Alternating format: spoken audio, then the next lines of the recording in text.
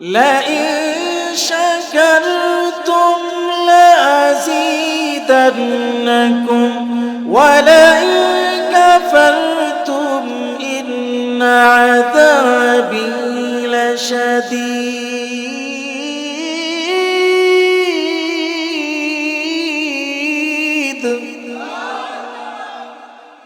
আল্লাহ পাক রব্বুল আলামিন বলেন, যদি তোমরা আমার নিয়ামতের শুকর আদায় করো লা আযীদান্নাকুম, অবশ্যই তোমাদের নিয়ামতকে আরো বৃদ্ধি করে দিব। সুবহানাল্লাহ পড়ি। ওয়ালা ইন কাফারতুম, আর যদি আমার নিয়ামতের অকৃতজ্ঞ হও, আমার নিয়ামতের না শুকরিয়া করো, তবে জেনে রাখো ইন্না আযাবি লাশাদীদ, আমার আযাব বড় শক্ত। আল্লাহর আযাব কেমন শক্ত?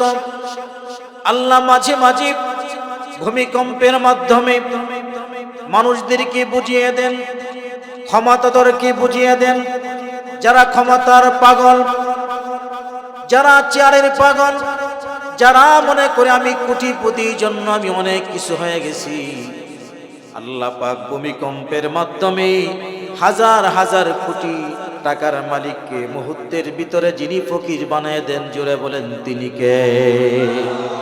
নবী আমার 6 বছর 7 বছরের বাবার কবরের পাশে কান্না করে, বাবা একটু আমাকে বুকে জড়ায় নাও, একটু আমাকে কুলে নাও, তোমার কুলে আমি উঠতে চাই।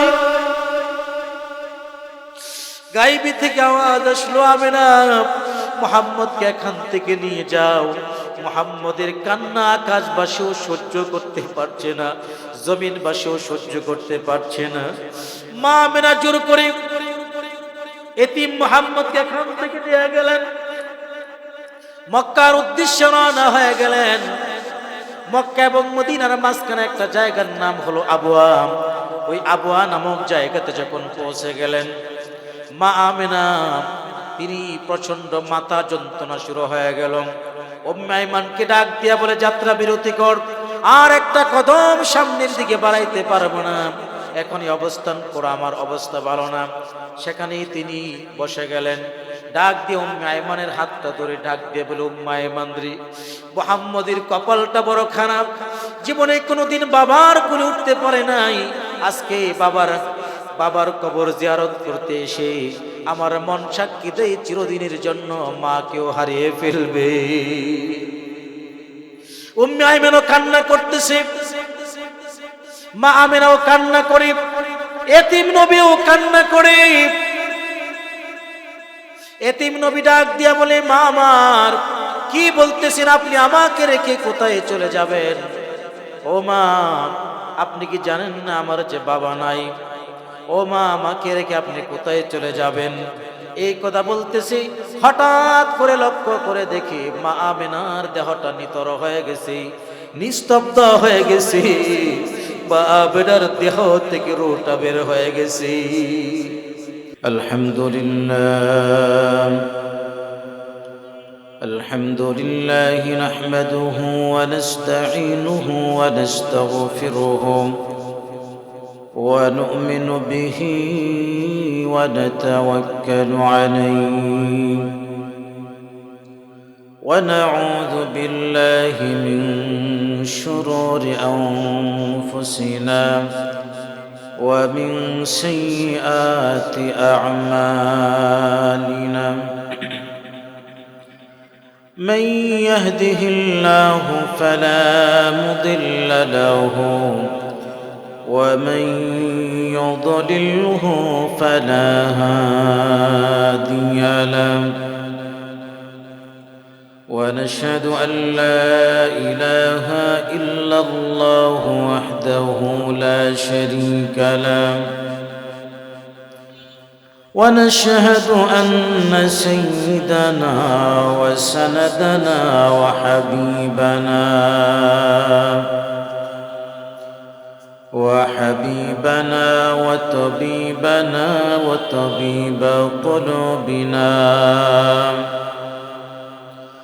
وطبيب قلوبنا ومولانا محمدا عبده ورسوله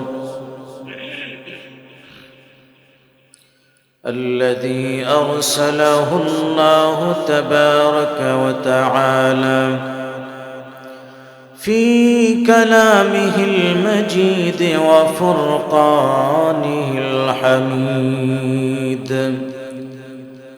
সবাই পড়ুন আউযু বিল্লাহি মিনাশ শাইতানির রাজীম বিসমিল্লাহির রাহমানির রাহিম وإذ قال لقمان لابنه وهو يعظه يا بني لا تشرك بالله إن الشرك لظلم عظيم ووصينا الإنسان بوالديه حملته أمه وهنا على وهن وفصاله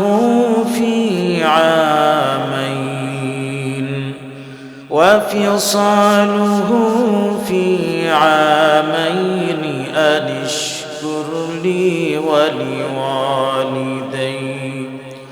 ولوالديك إلي المصير وقال تعالى في شان حبيبي إن الله وملائكته يصلون على النبي يا أيها الذين آمنوا صلوا عليه وسلموا تسليما হাজার ব্যথা বেদনার পরে ফিরে আসনি তুমি আপন ঘরে দিনের আলো তুমি ছড়িয়ে দিতে চলে গেলে মদিনায় মক্কা ছেড়ে হে রাসূল তোমাকে ভুলি আমি কেমন করে হে রাসূল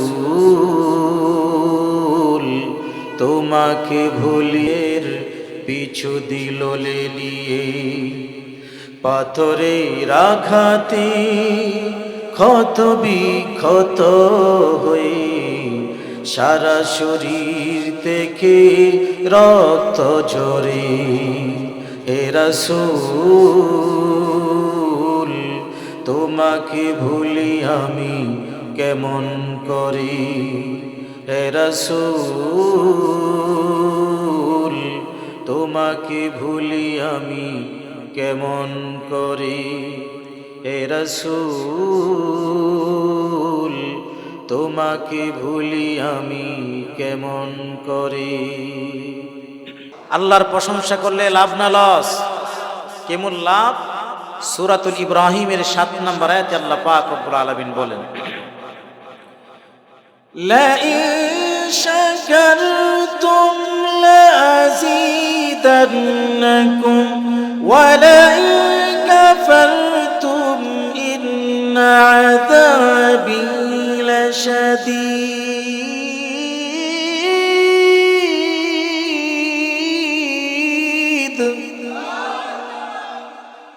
আল্লাহ পাক রব্বুল আলামিন বলেন যদি তোমরা আমার নিয়ামতের শুকর আদায় করো লা আযীদান্নাকুম অবশ্যই তোমাদের নিয়ামতকে আরো বৃদ্ধি করে দিব। সুবহানাল্লাহ পড়ি। ওয়ালা ইন কাফারতুম, আর যদি আমার নিয়ামতের অকৃতজ্ঞ হও, আমার নিয়ামতের না শুকরিয়া করো, তবে জেনে রাখো ইন্না আযাবি লাশাদীদ, আমার আযাব বড় শক্ত। আল্লাহর আযাব কেমন শক্ত? আল্লাহ মাঝে মাঝে ভূমিকম্পের মাধ্যমে মানুষদেরকে বুঝিয়ে দেন, ক্ষমতাধরকে বুঝিয়ে দেন। যারা ক্ষমতার পাগল, যারা চেয়ারের পাগল, যারা মনে করে আমি কোটিপতির জন্য আমি অনেক কিছু হয়ে গেছি, আল্লাহ পাক ভূমিকম্পের মাধ্যমে হাজার হাজার কোটি টাকার মালিককে মুহূর্তের ভিতরে যিনি ফকির বানিয়ে দেন, জোরে বলেন তিনি কে? এজন্য প্রশংসা হবে সদা সর্বদাই কার?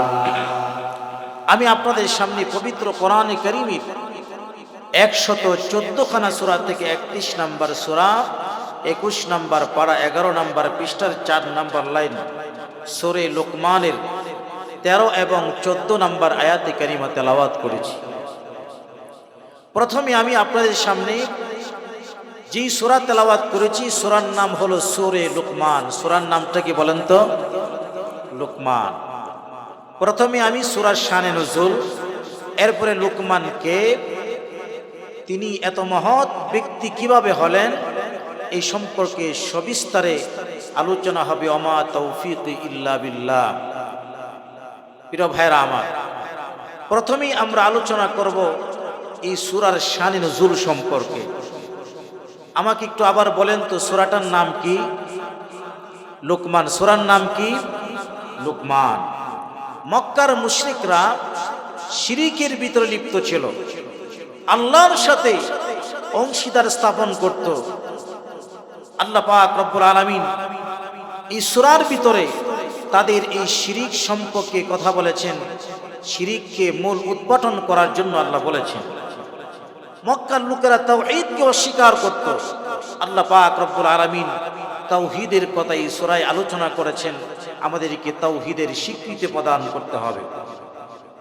কোরআনে কারীম, পরকাল, এগুলো নিয়ে কাফেররা অস্বীকার করত। আল্লাহ পাক রব্বুল আলামিন পরকাল যে সত্য, কোরআন যে চিরন্তন সত্য, আল্লাহ পাক রব্বুল আলামিন বোঝানোর জন্য এই সূরার ভিতরে আল্লাহ পাক আলোচনা করেছেন। আল্লাহ পাক রব্বুল আলামিন এই সূরার ভিতরে সন্তানের প্রতি পিতামাতার কি কর্তব্য হবে আল্লাহ পাক এই সূরার ভিতরে আলোচনা করেছেন। তাহলে এই সূরার ভিতরে কি বিষয়ে আলোচনা হলো তো আমরা জানলাম। এবার সূরাটার নাম আল্লাহ রেখেছেন লুকমান। সূরাটার নাম কি রেখেছেন? লুকমান। লুকমান কে? তার ব্যাপারে আমরা জানবো, যার নামে আল্লাহ পাক এই সূরা নামকরণ করেছেন। লুকমান কে ছিলেন? তিনি কি কোনো নবী ছিলেন? কোনো সাহাবী ছিলেন? তাফসীর কারকগণ, মুফাসসিরগণ লিখেছেন তিনি কোনো নবী ছিলেন না, তিনি কোনো সাহাবীও ছিলেন না। অথচ সাহাবীদের মর্যাদা কত বেশি! কোন সাহাবীদের নামে কোরআনে সূরা নাজিল করা হয় নাই নাকি? আপনারা শুনেছেন সূরা আবু বকর আছে কোরআনে, সূরা ওমর, সূরা উসমান আলী আছে কোরআনে। তাহলে লুকমান কে? এত মর্যাদা সম্পন্ন কিভাবে হলেন? তিনি সাহাবীও না, নবীও না, এরপরে আল্লাহ পাক তাকে এত মর্যাদায় অধিষ্ঠিত কিভাবে করলেন? কারণটা কি? প্রিয় ভাইয়েরা আমার, লুকমান হাকিম এত মর্যাদা কিভাবে হলেন? যেখানে সাহাবায়ে কেরামদের মর্যাদা এত বেশি থাকার পরেও সাহাবীদের নামে কোরআনের ভিতরে কোনো সূরা নাই। সাহাবীদের মর্যাদা কেমন? আল্লাহর পয়গম্বর বিশ্বনবী সাল্লাল্লাহু আলাইহি সাল্লামের একজন জলিলুল কদর সাহাবী ছিলেন, তার নাম হলো হযরত উবাই ইবনে কাব রাদিয়াল্লাহু তাআলা আনহু। হযরত উবাই ইবনে কাব রাদিয়াল্লাহু তাআলা আনহু চমৎকার কণ্ঠে তেলাওয়াত করতে পারতেন।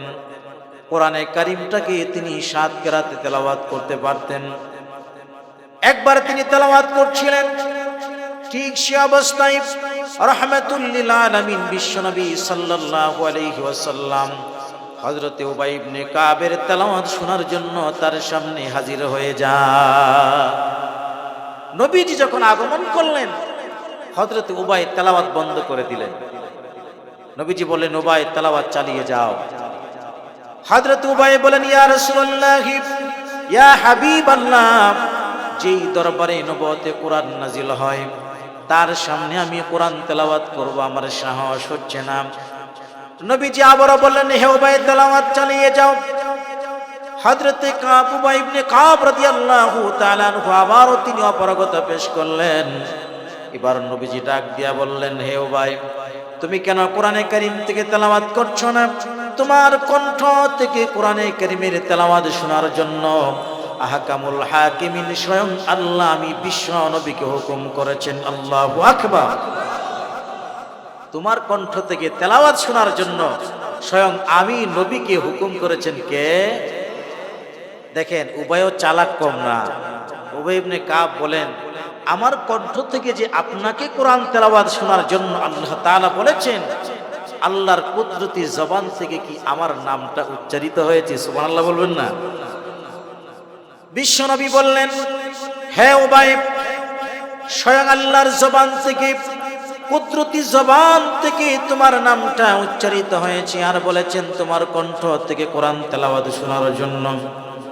এবার হযরত উবাই ইবনে কাব রাদিয়াল্লাহু তাআলা আনহু বলেন, আমার কপাল খুলে গেছে, জীবনের চাইতে আর কি সফলতা আমার হতে পারে, সৌভাগ্য হতে পারে যে স্বয়ং আহকামুল হাকিমিন আল্লাহ সুবহানাহু ওয়া তাআলার কুদরতি জবান থেকে আমার মতন হতভাগার নামটা উচ্চারিত হয়েছে। সুবহানাল্লাহ। সাহাবীদের মর্যাদা কত বেশি! সাহাবীদের ভিতরে আরেকজন সাহাবীর নাম হলো হযরত আবু বকর সিদ্দিক রাদিয়াল্লাহু তাআলা। নবীজি যখন মেরাজে গেলেন, জান্নাত পরিদর্শন করছিলেন, একটা জান্নাতের সামনে গিয়া নবীজি অপলক তাকায় রইলেন। দৃষ্টি তার ওই দিকেই, দৃষ্টি তিনি অন্য দিকে ফিরাচ্ছেন না। চমৎকার জান্নাত। জিবরাইল আমিন বললেন, ইয়া রাসূলুল্লাহ, ইয়া হাবিবাল্লাহ, জান্নাতটা মনে হয় আপনার পছন্দ হয়েছে। নবীজি বললেন, চমৎকার জান্নাত, মনে হয় আল্লাহ পাক আমি বিশ্ব নবীর জন্যই এই জান্নাতটা আল্লাহ পাক বরাদ্দ করেছেন। জিবরাইল আমিন বললেন, ইয়া রাসূলুল্লাহ, ইয়া হাবিবাল্লাহ, এই জান্নাতটা আপনার প্রিয় সাহাবী হযরত আবু বকর সিদ্দিকের জন্য আল্লাহ পাক রব্বুল আলামিন বরাদ্দ করেছে। সাহাবায়ে কেরামদের মর্যাদা কত বেশি! সাহাবীদের ভিতরে আরেকজন সাহাবীর নাম হলো হযরত বেলাল। চেহারা দেখতে ভালো ছিল না, কালো, কিন্তু এই কালো বেলালের দাম আল্লাহর কাছে কেমন বেশি! হযরত বেলাল নবী যখন মেরাজে গিয়েছিলেন, প্রথম, দ্বিতীয়, তৃতীয়, এইভাবে সপ্তম আকাশ পাড়ি দিয়া, লৌহে মাহফুজ পাড়ি দিয়া যখন তিনি সিদরাতুল মুনতাহার উদ্দেশ্যে রওনা, আরশে আজিমের উদ্দেশ্যে রওনা হলেন, এবার তার সামনে কিছুই নাই, জিবরাইল আমিনও নাই, নীরব নিস্তব্ধ, চতুর্দিকে কোনো আওয়াজ নাই, কোনো সাথী নাই। নবীজি বলেন, আমার কাছে একটু ভীত সন্ত্রস্ত হয়ে গেলাম আমি, ভীতিকর একটা পরিস্থিতি আমার জন্য হলো। তখন আমি যেন লক্ষ্য করলাম আমার কালো বেলাল যেন আমার আশেপাশে ঘুরতেছে। সুবহানাল্লাহ।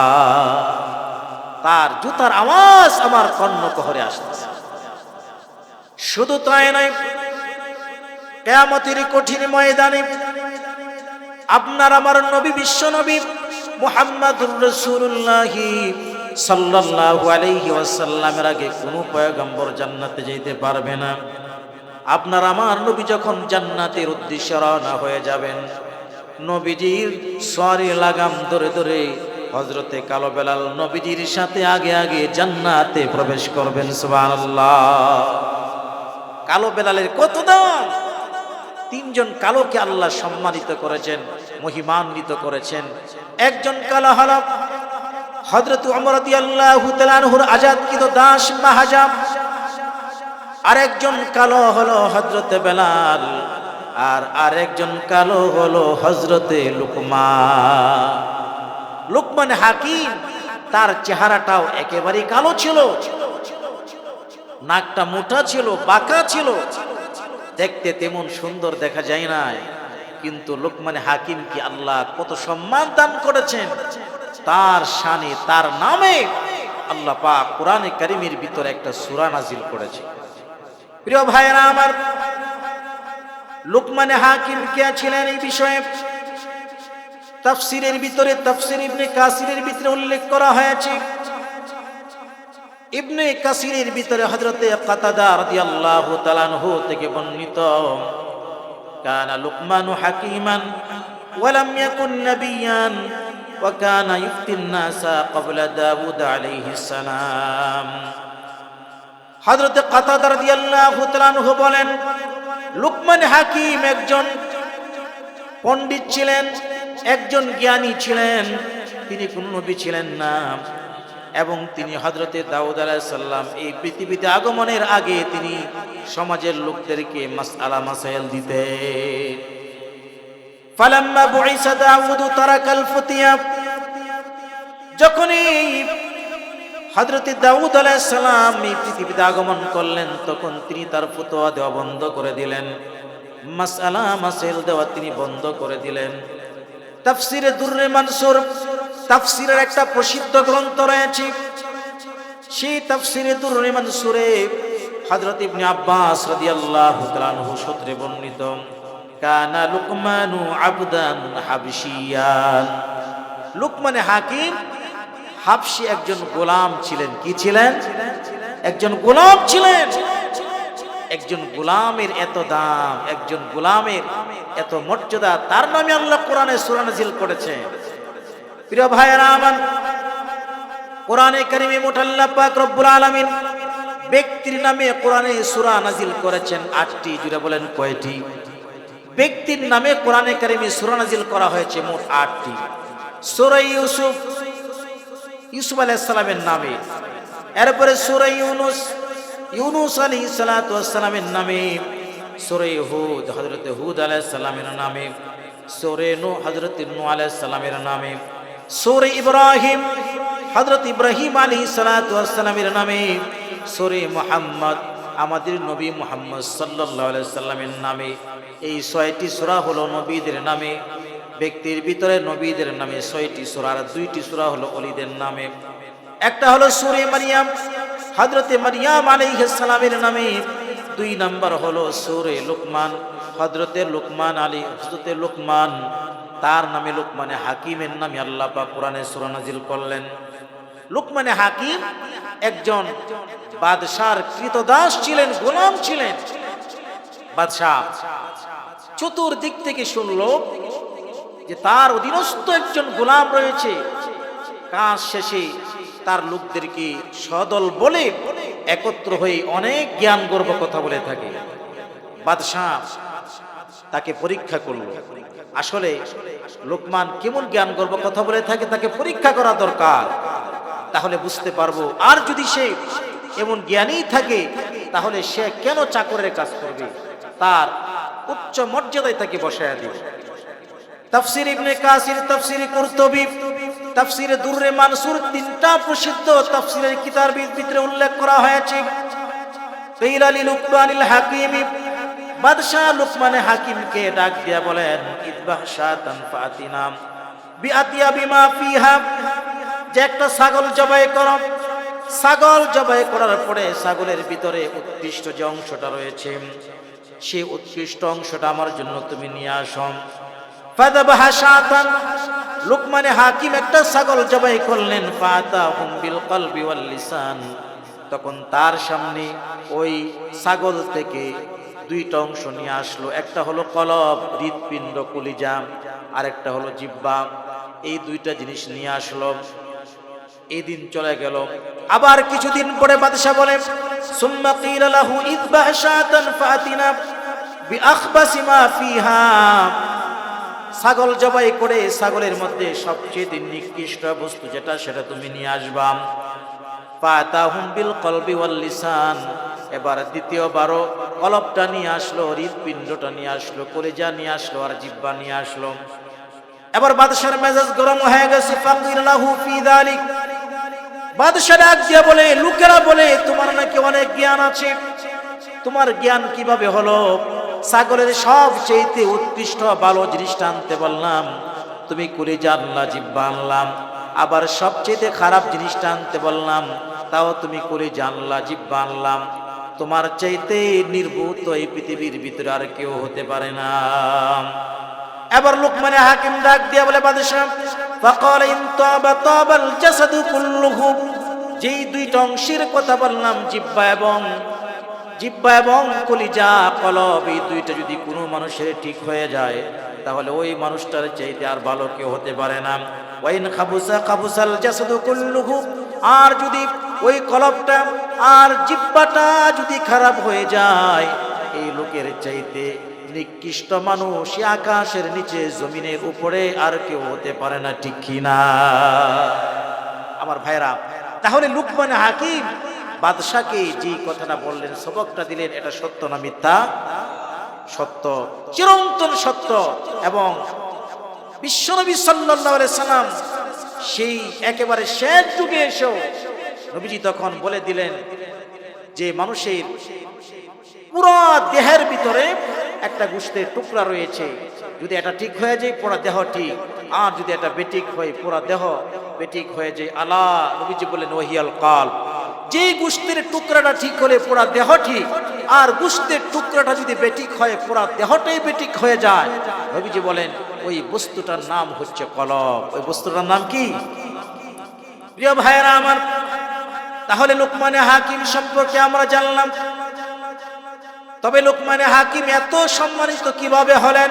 তাফসিরে মারিফুল কোরআন থেকে একটা ঘটনা আপনাদেরকে বলবো, সরাসরি তাফসিরুল মারিফুল কোরআনের ভিতরে এসেছে। তাফসিরে মারিফুল কোরআনের ভিতরে এসেছে, পাশাপাশি আরো দুইটা তাফসির গ্রন্থের ভিতরে এসেছে। তাফসিরে দুররে মানসুর এবং তাফসিরে কুরতুবীর ভিতরে উল্লেখ করা হয়েছে। আমার ভাইরা, হযরতে লোকমানে হাকিমকে একটা মজলিসে জিজ্ঞেস করা হলো, কিলা লি লোকমানিল হাকিমি ওয়া হুয়া ফি মাজলিসিন ইউহাদ্দিসুন নাস।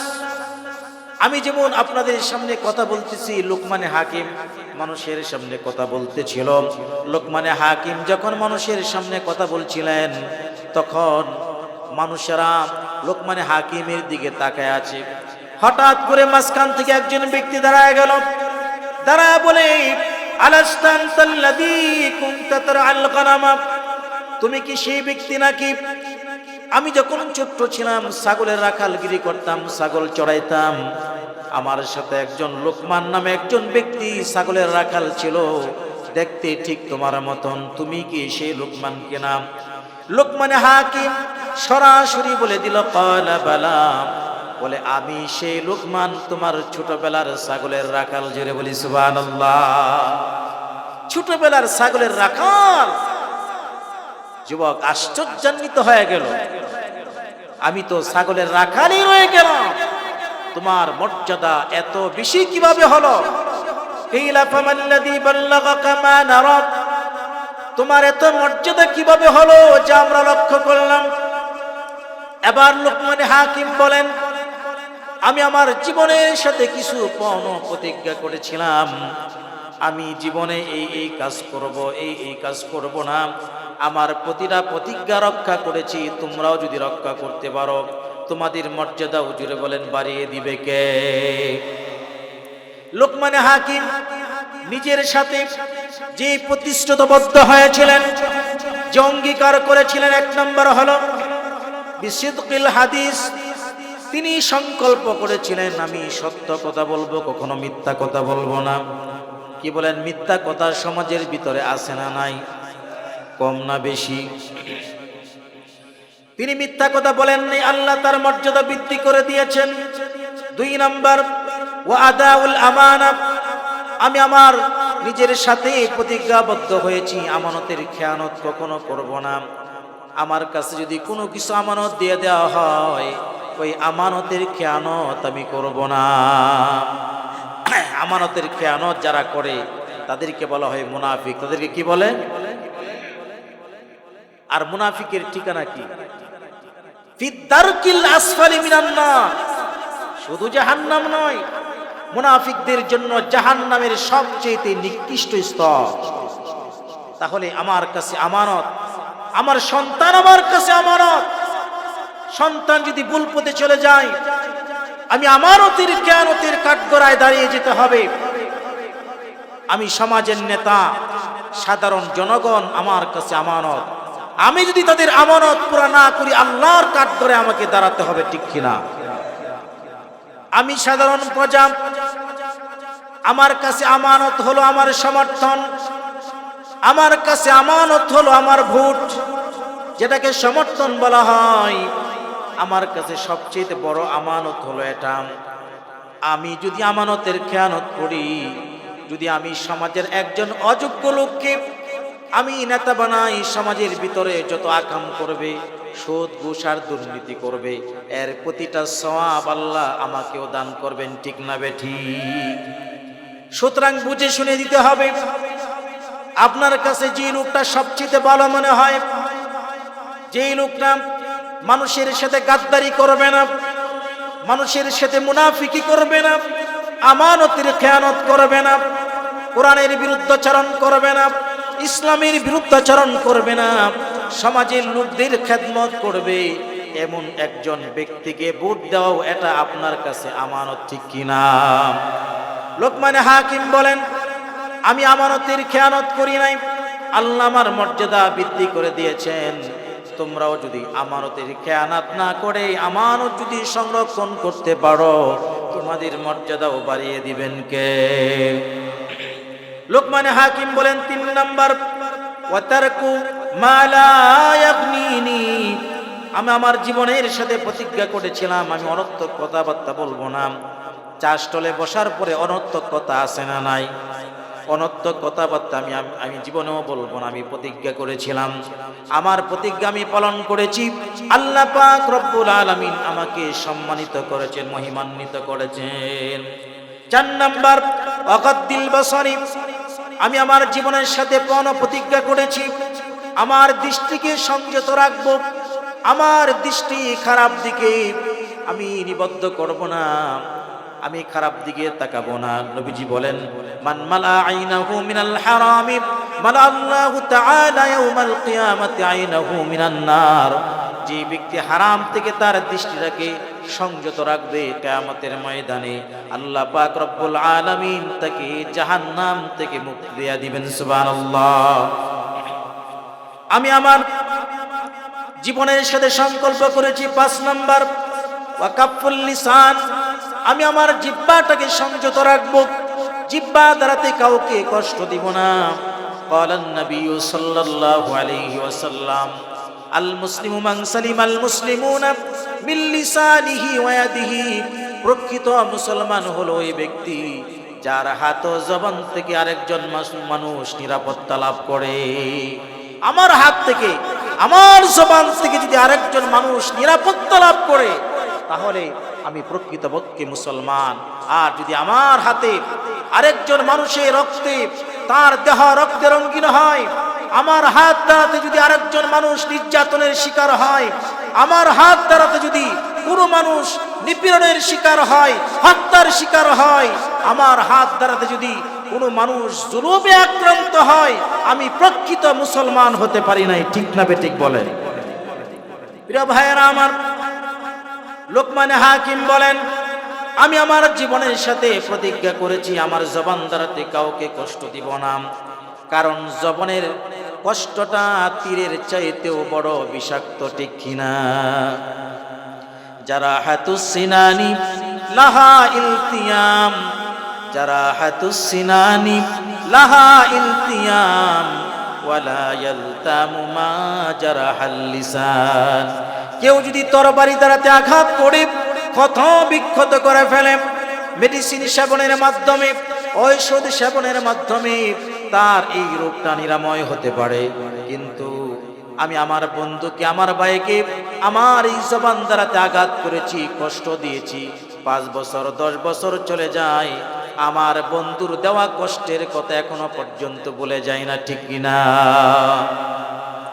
লোকমান হাকিম বলেন 6 নাম্বার, আমার জীবনের সাথে প্রতিজ্ঞা করেছিলাম ও আকলিল হালাল, আমার পেটের ভিতরে হালাল ঢুকাবো, পেটের ভিতরে আমি হারাম ঢুকাবো না। আমি আমার ওয়াদা রক্ষা করেছি, এই জন্য আল্লাহ আমার মর্যাদা বৃদ্ধি করে দিয়েছেন। আমরাও যদি হালাল ভক্ষণ করি, হারাম থেকে যদি দূরে থাকি, আমাদের মর্যাদাও বাড়িয়ে দিবেন কে? প্রিয় ভাইরা আমার, 7 নাম্বার, লোকমান হাকিম বলেন ওয়াহিদুল ফরজ, আমি আমার জীবনের সাথে প্রতিজ্ঞা করেছি আমার লজ্জাস্থানকে হারাম কাজে ব্যবহার করব না, আমার লজ্জাস্থান দ্বারা আমি হারাম করব না, আমি হেফাজত করেছি, আল্লাহ আমার মর্যাদা বৃদ্ধি করে দিয়েছেন। 8 নাম্বার, ওয়াইকরামুদ দাইফি, আমার প্রতিজ্ঞা ছিল মেহমানদেরকে সম্মান করব। মেহমান বাড়িতে আসলেই অনেক মানুষ দেখা যায় অসন্তুষ্ট হয়ে যায়, মেহমান আসলে চেহারাটা কালো হয়ে যায়, অথচ মেহমান আপনার ঘরে আসা মানে মেহমান বরকত নিয়ে আপনার ঘরে চলে আসে, ঠিক কিনা? মেহমান আসলে খুশি হব, মেহমানদারি করানোটাও এটা পয়গম্বরদের সুন্নাত। সমস্ত পয়গম্বরগণ মেহমানদারি করতেন, মেহমানদারি পছন্দ করতেন। ওয়াইকরামুদ দাইফি, আমি মেহমানদারি করতাম। 9 নাম্বার, ওয়াসসালাতু ফি ওয়াক্তিহা, আমি সময় মতো নামাজ পড়তাম। এই 9টা গুণ আমার ছিল, এই কারণে আল্লাহ আমার মর্যাদা বৃদ্ধি করে দিয়েছেন। তোমরাও যদি এই 9টা গুণ অর্জন করতে পারো, তোমাদের মর্যাদা আল্লাহ বৃদ্ধি করে দিবেন। আমরা এই মজলিসে যারা আছি, আমরাও যদি এই 9টা গুণ অর্জন করতে পারি, আমাদের মর্যাদা বৃদ্ধি করে দিবেন কে? আমার ভাইরা আসুন, লুকমানে হাকিম, আল্লাহ পাক রব্বুল আলামিন তার নামে কোরআনের ভিতরে সূরা নাযিল করেছেন। লুকমানে হাকিম তার সন্তানদেরকে কিছু নসিহত করেছিলেন। আমরাও তো আমাদের সন্তানদেরকে নসিহত করি। আমার কলিজার টুকরা দরের সন্তানেরা, তোমরা 2500 যেও না, সেখানে গন্ডগোল হচ্ছে। কারণ আমাদের সন্তানদেরকে সেফটি দেওয়ার জন্য আমরা সন্তানদেরকে সতর্ক করি কি করি না? লোকমানে হাকিমও তার সন্তানদেরকে সতর্ক করছেন, ও আমার আদরের সন্তানেরা, তোমরা এই কাজ করবা, এই কাজ করবা না। লোকমানে হাকিম তার সন্তানদেরকে যে নসিহত করেছিলেন, এই নসিহতগুলো আপনার আমার রব আল্লাহর কাছে এত পছন্দনীয় হয়েছে। লোকমানে হাকিম তার সন্তানের নসিহতগুলো আল্লাহ পাক কোরআনের আয়াত বানাইয়া সূরা লোকমানের ভিতরে আল্লাহ ঢুকিয়ে দিয়েছেন, সুবহানাল্লাহ। লোকমানে হাকিম কি এমন সুন্দর কথা বলেছেন তার সন্তানদেরকে, কি এমন দিক নির্দেশনা দিয়েছেন তার সন্তানদেরকে, যেগুলো আল্লাহর কাছে পছন্দ হয়েছে। আর আল্লাহ পাক নিজে এই পছন্দনীয় জিনিসগুলোকে পুরা বিশ্ববাসীর জন্য কোরআনের ভিতরে ঢুকিয়ে দিয়েছেন। জানার দরকার আছে না নাই? আজকে সব বলতে পারবো না। লোকমানে হাকিম তার সন্তানদেরকে নসিহত করেছিলেন 10টা। যেটা বলেন কয়টা? 10টা নসিহত আজকে বলতে পারবো না। তবে আমি আমার মসজিদে অর্থাৎ খোদাইবাড়ি মসজিদে এইভাবে ধারাবাহিক আলোচনা করে থাকি। কখনো আপনারা যদি যান বা সেখানে যারা থাকেন, সময় হয়তো কখনো বলবো, সেখানে আমরা জানতে পারবো। আজকে শুধু সূরা লোকমান থেকে লোকমানে হাকিম কি এমন নসিহত করেছিলেন সন্তানদেরকে, যেগুলো আল্লাহর কাছে পছন্দনীয় হয়েছে, এর থেকে 2টা নসিহত আপনাদের সামনে আলোচনা করব। সূরা লোকমানের যে আয়াতে কারিমা আমি তেলাওয়াত করেছি 13 এবং 14 নম্বর আয়াত। প্রিয় ভাইরা আমার, লোকমানে হাকিম তার সন্তানদেরকে বলছেন, وَإِذْ قَالَ لُقْمَانُ لِابْنِهِ وَهُوَ يَعِظُهُ يَا بُنَيَّ لَا تُشْرِكْ بِاللَّهِ إِنَّ الشِّرْكَ لَظُلْمٌ عَظِيمٌ। লোকমানে হাকিম তার সন্তানদেরকে বলছেন, ও সন্তানেরা, লা তুশরিক বিল্লাহ, আল্লাহর সাথে অংশীদার স্থাপন করবা না। আল্লাহ হলো এক, অদ্বিতীয়, তার সাথে কোনো শরীক নাই। ইন্নাশ শিরকা লাযুলমুন আযীম, নিশ্চয়ই আল্লাহর সাথে শরীক করাটা হলো বড় জুলুম। এরা বলেন তো আকাশের মালিক কে? জমিনের মালিক কে? আমাদের হায়াতের মালিক কে? আল্লাহ পাক রব্বুল আলামিন পবিত্র কোরআনে কারীমের সূরাতুল আল ইমরানের 189 নম্বর আয়াতে আল্লাহ পাক রব্বুল আলামিন বলেন, ওয়ালিল্লাহি মুলকুস সামাওয়াতি ওয়াল আরদ ওয়াল্লাহু আলা কুল্লি শাইইন কাদির।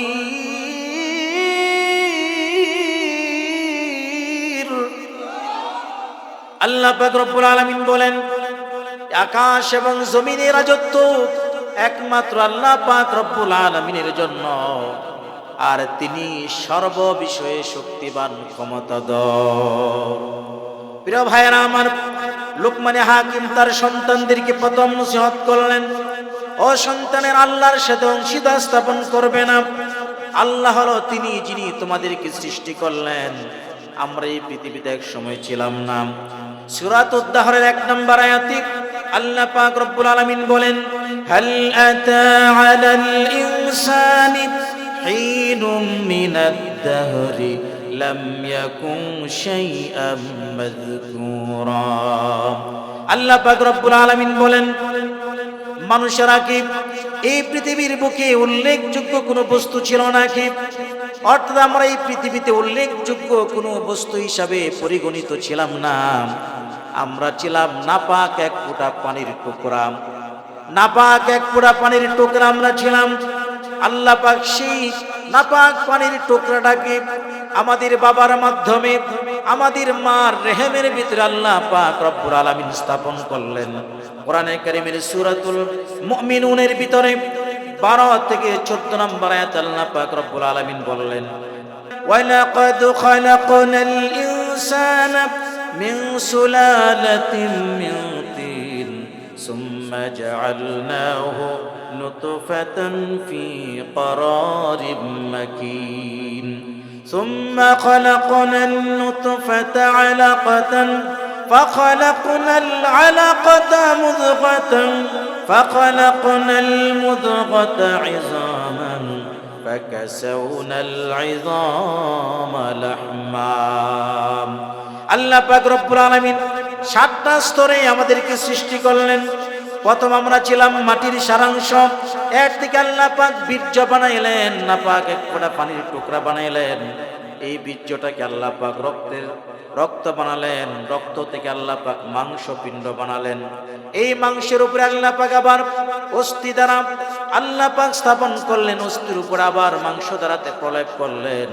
এইভাবে আল্লাহ পাক রব্বুল আলামিন মাতৃগর্ভের ভিতরে আমাদের হাত দিলেন, আমাদের পা দিলেন, অঙ্গ প্রত্যঙ্গ দিলেন। এই 3টা অন্ধকারের ভিতরে আল্লাহ পাক আমাদেরকে লালন পালন করেছেন। সূরাতুজ জুমারের 6 নম্বর আয়াতে আল্লাহ পাক রব্বুল আলামিন বলেন, ইয়াখলুকুকুম ফি বুতুনি উম্মাহাতিকুম খালকাম মিন বা'দি খালকিন ফি যুলুমাতিন সালাস। 3টা অন্ধকারের ভিতরে আল্লাহ পাক রব্বুল আলামিন আমাদেরকে মাতৃগর্ভের ভিতরে আমাদেরকে বানাইলেন, আমাদেরকে স্থাপন করলেন। কয়টা অন্ধকারে? 3টা অন্ধকারে। একই তো পেটের দেয়াল, 2 নাম্বার হলো জরায়ু, 3 নাম্বার হলো ওই যে পানির পাতলা আবরণ। এই 3টা অন্ধকারের ভিতরে আল্লাহ পাক রব্বুল আলামিন বানাইলেন। শুধু তাই নয়, আমি যখন মার গর্ভের ভিতরে ছিলাম, আমার খাবারের মতন কোনো ব্যবস্থা কোনো বৈজ্ঞানিক করতে পারে নাই, পৃথিবীতে কেউ আবিষ্কার করতে পারে নাই মাতৃগর্ভের ভিতরে সন্তানের খাবারের ব্যবস্থা। আমি আল্লাহ পাক রব্বুল আলামিন কুদরতিভাবে আমার মায়ের যে নাভি আছে, আমার মায়ের নাভি আর সন্তানের নাভিকে কানেকশন জোড়া লাগাইয়া দিল আল্লাহ পাক রব্বুল আলামিন। মায়ের ঋতুস্রাবের রক্তগুলো সন্তানের পেট দিয়া সন্তানের পেটের ভিতরে গেছে, আর সন্তান 10 মাস 10 দিন মার গর্ভের ভিতরে মায়ের যে ঋতুস্রাবের রক্ত, এগুলো খেয়ে সন্তান আস্তে আস্তে বড় হয়েছে। সুবহানাল্লাহ। এই পৃথিবীতে যখন সন্তান আসলো, সন্তান আসার সাথে সাথে সন্তানের খাবার কি হবে কোনো বৈজ্ঞানিক আবিষ্কার করতে পারে নাই, কোনো চিকিৎসা বিজ্ঞানী আবিষ্কার করতে পারে নাই। আল্লাহ পাক রব্বুল আলামিন সন্তান জন্ম নেওয়ার আগ থেকে আল্লাহ পাক ওই সন্তানের খাবারটাকে রিজার্ভ রেখেছেন। মায়ের স্তনের ভিতরে সন্তানের খাবার রিজার্ভ রেখেছেন। আমাদের ফ্লাক্সের ভিতরে সর্বোচ্চ 12 থেকে 13 ঘন্টা বা 24 ঘন্টা এর বেশি গরম থাকে না, ফ্লাক্সের পানিটাও ঠান্ডা হয়ে যায়। কিন্তু আল্লাহ পাক রব্বুল আলামিন কুদরতি এমন খাবার আমার মার স্তনের ভিতরে দিয়ে দিলেন, পশ্চিমকালেও 1 সেকেন্ডের জন্য ওই খাবার ঠান্ডা হয় না, একেবারে গরম হয় না। যে খাবারটা সন্তান খেতে পারবে না, একেবারে ঠান্ডা হয় না। যে খাবারটা সন্তান খেলে সন্তানের পেটের মধ্যে অসুখ হয়ে যাবে, ওই খাবারটা আল্লাহ পাক এমন ভাবে সৃষ্টি করলেন, আর যদি স্তনের ভিতরে একটা ছিদ্র দেই, সন্তান হঠাৎ করে টান দিলে তার কণ্ঠনালী আটকে যেতে পারে, দম বন্ধ হয়ে যেতে পারে।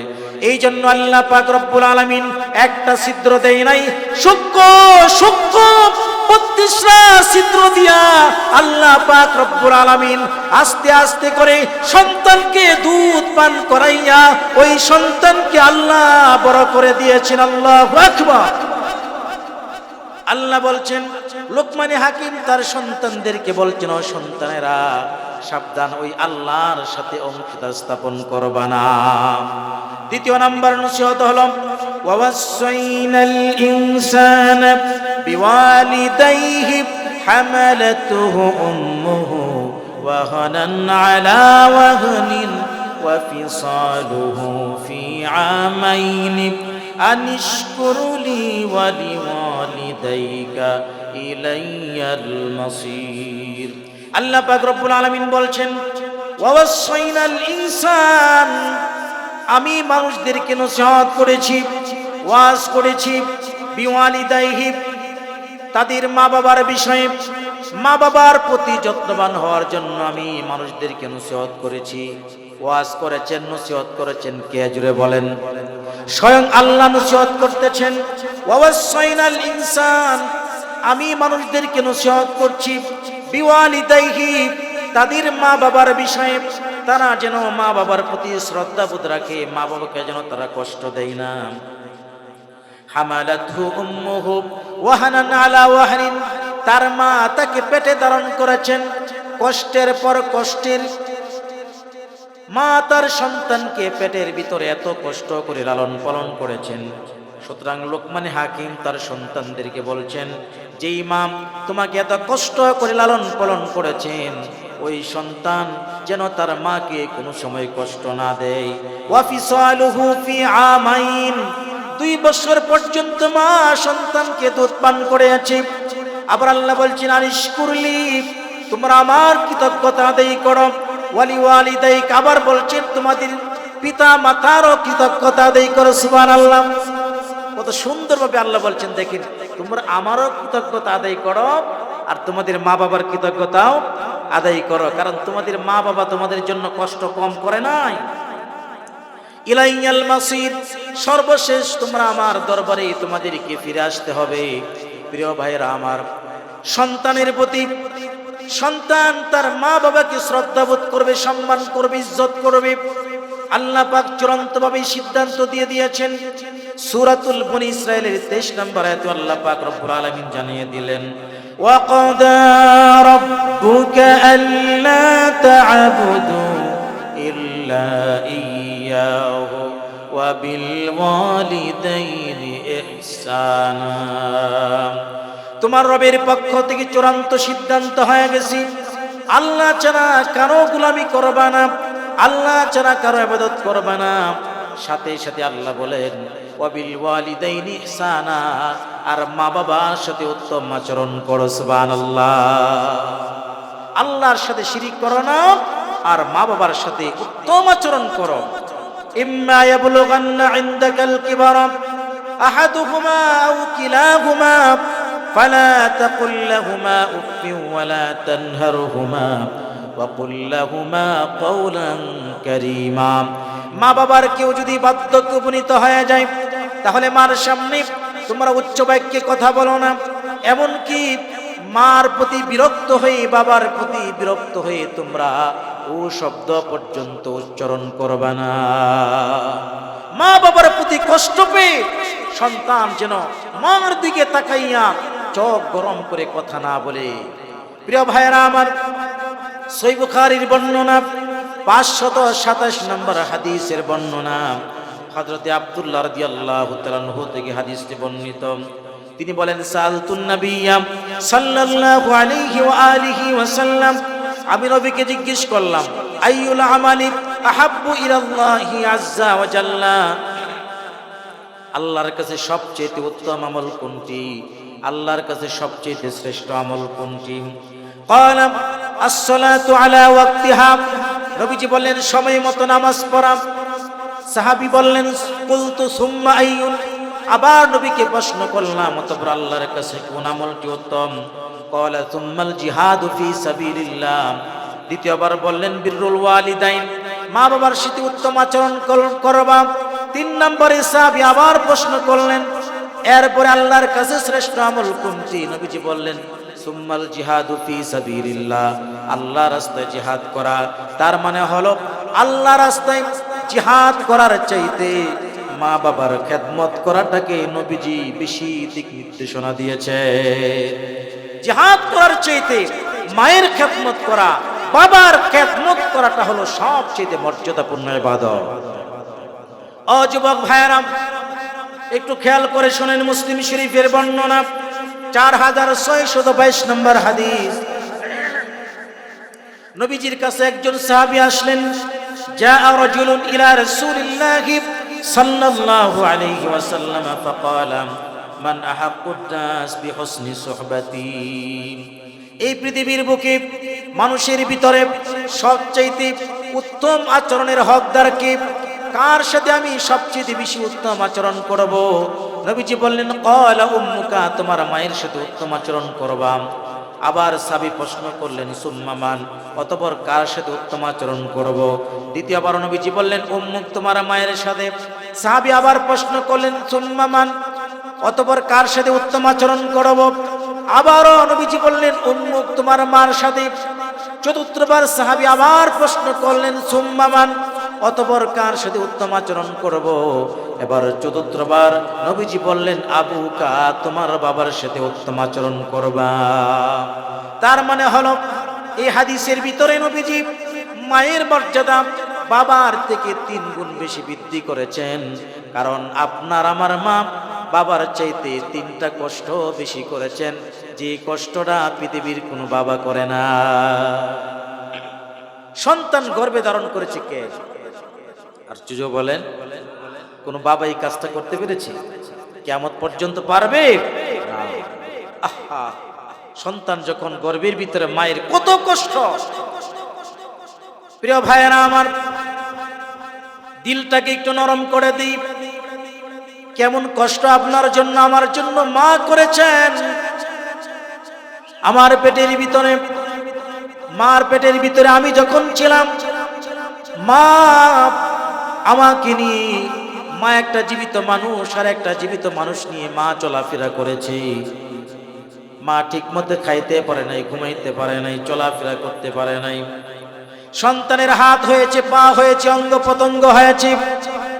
সন্তান হাত দাঁড়াতে মাকে গুতা দিয়েছে, পা দাঁড়াতে গুতা দিয়েছে, মার কলিজার ভিতরে আঘাত লেগেছে। মা সহ্য করতে পারে নাই। একবার বসে আর একবার দাঁড়াই আর একবার শুয়ে থেকে অস্বস্তি মনে হয়। মা এমন কষ্ট উপনীত হয়, সারাটা রাত চলে যায়, মায়ের যন্ত্রণা সহ্য করতে পারে না।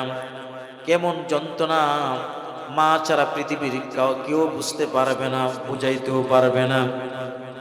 প্রিয় ভাইয়েরা আমার, সন্তান যখন প্রসবের সময় হয়ে যায়, ডেলিভারির সময় যখন হয়ে যায়, কেমন কষ্ট আপনার আমার মার হয়েছে।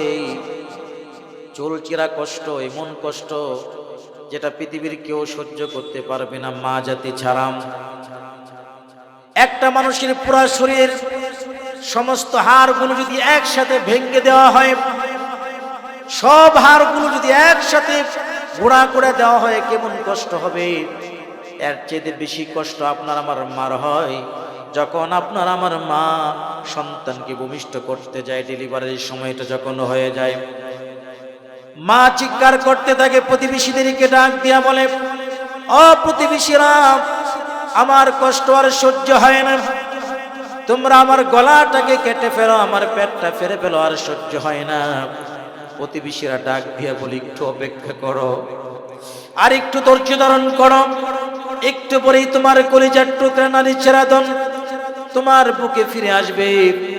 কতক্ষণ পরেই যখন সন্তানটা দুনিয়ার জমিনে চলে আসে, মা তো বেহুশ। সন্তানের প্রথম আসার পরেই তো সন্তান কান্না শুরু করে দেয়। এই বেহুশ মাটা সন্তানের কান্নার আওয়াজে বেহুশ মাটার হুঁশ ফিরে আসে। মা ডাক দিয়া বলে, আমার সন্তানটা কান্না করতেছে, কে কোথায় আছো তোমরা কি দেখো না? প্রতিবেশীরা বলে, সবে মাত্র দুনিয়া এসেছে, কেউ গামছা তলে আনার জন্য গেছে, কেউ বালতি আনার জন্য গেছে, পানির ব্যবস্থা করতে গেছে, একটু অপেক্ষা করো, অল্প সময়ের ভিতরে তোমার সন্তান তোমার বুকে ফিরিয়ে দিচ্ছি। সন্তানটাকে পুত পবিত্র করে পরিষ্কার করে যখন মার বুকে সন্তানটাকে দেওয়া হয়, মা সন্তানটাকে বুকে পাওয়ার পরে 10 দিনের পেটে তোরার কষ্ট আর প্রসব যন্ত্রণার কষ্ট মুহূর্তের ভিতরেই মা ভুলে যায়। শুধু তাই নয়, আমরা যখন দুনিয়াতে আসলাম প্রায় 2 বছর 2.5 বছর পর্যন্ত মায়ের বুকের দুধ আমরা পান করেছি। 2 বছর 2.5 বছর পর্যন্ত মাকে একটা রাতেও শান্তিতে আমরা ঘুমাইতে দেই নাই। রাতের বেলায় সবে মাত্র মার চোখটা লেগেছে, অমনি কান্নার আওয়াজ। হাত দেয়া দেখে ডান পাশটা প্রস্রাব করে সন্তান ভিজিয়ে দিয়েছে। মা সন্তানটাকে বাম পাশে আশ্রয় দিয়েছে। আবারও কতক্ষণ পরে কান্নার আওয়াজ, আবারও মা বুঝতে পেরেছে সন্তান প্রস্রাব করে দিয়েছে।